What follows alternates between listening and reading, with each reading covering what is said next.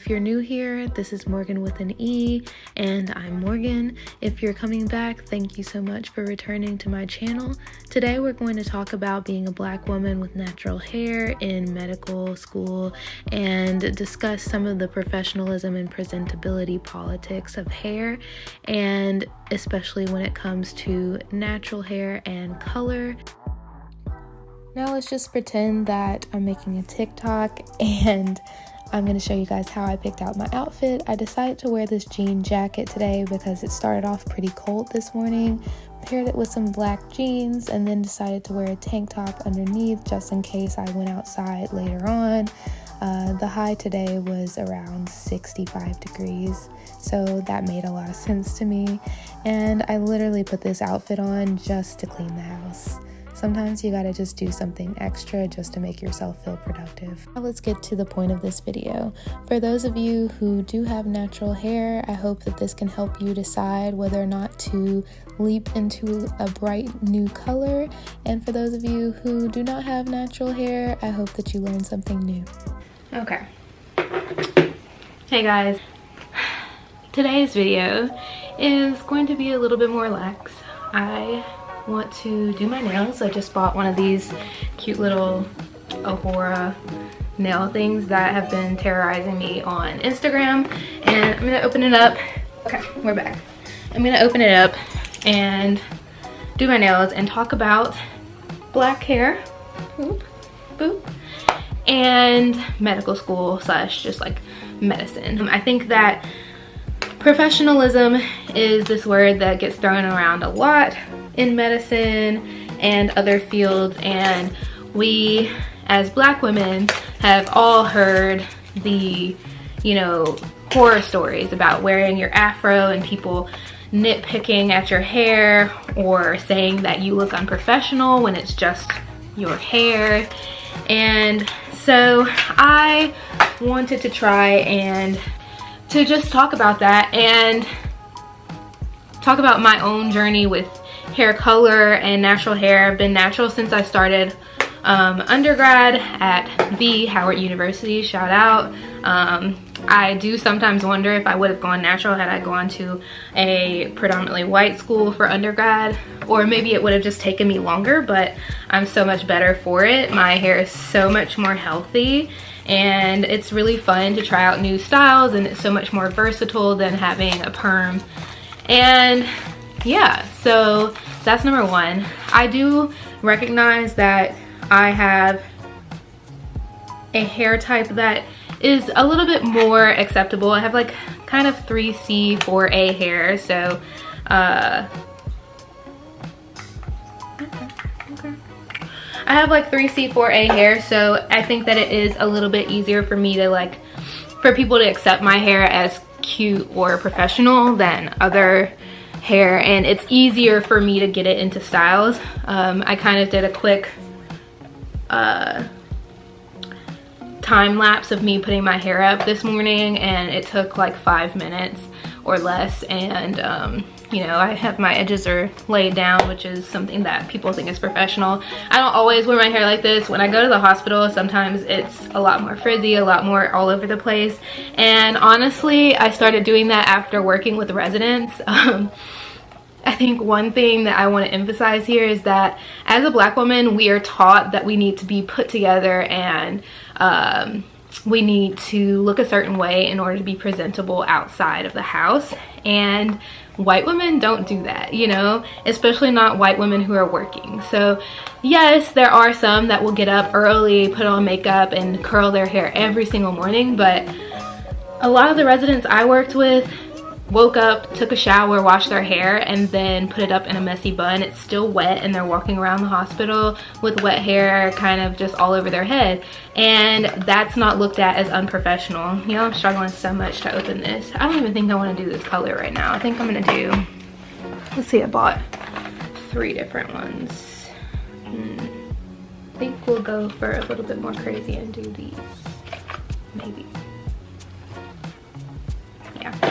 All of that to say, we put this onus on ourselves to be, or like this pressure on ourselves to be like really put together and dressed and ready every single day, and like other people are not doing that around us. And once I figured that out, I stopped putting the pressure on myself to have my edges laid every morning. Now if I want to, I'm gonna do it because I like to look a certain way sometimes and I think it's cute. But on other days I feel like I can just come in as I am, and that includes a loose puff that doesn't, you know, mess up my edges. And I don't have time to be putting up my hair in a nice, you know, perfect bun every single day, or, you know, redo my wash and goes on a regular basis. So yeah, then that's just like presentability of just like the basics of natural hair. Do what you need to get to work on time and to feel confident. And if that means that you're gonna do something like this every single day, then by all means do that. That's within your rights. However, if you want your hair to be healthy and you want your time management to be better, do not put that pressure on yourself for your hair to look perfect every single day. It's just not worth it. Now on to color. So I always wanted to color my hair. I think I can remember being a kid and wanting to, you know, lighten my hair. And you know, I don't know, I'm a girl with a perm. I can't be putting color in my hair, so I just never did it. Well, I went natural, and then I wore my hair as it was for like 4 straight years, you know, my natural color. And when I graduated college, I was like, I want to try a new color. Like I want to do something really interesting. So I did my hair in blue. That was the first color I ever did, which was kind of like this huge leap. I decided, you know, it's the summer between undergrad and medical school. I can go a little bit crazy, and then if I want to, I can change it back when I get back to med school.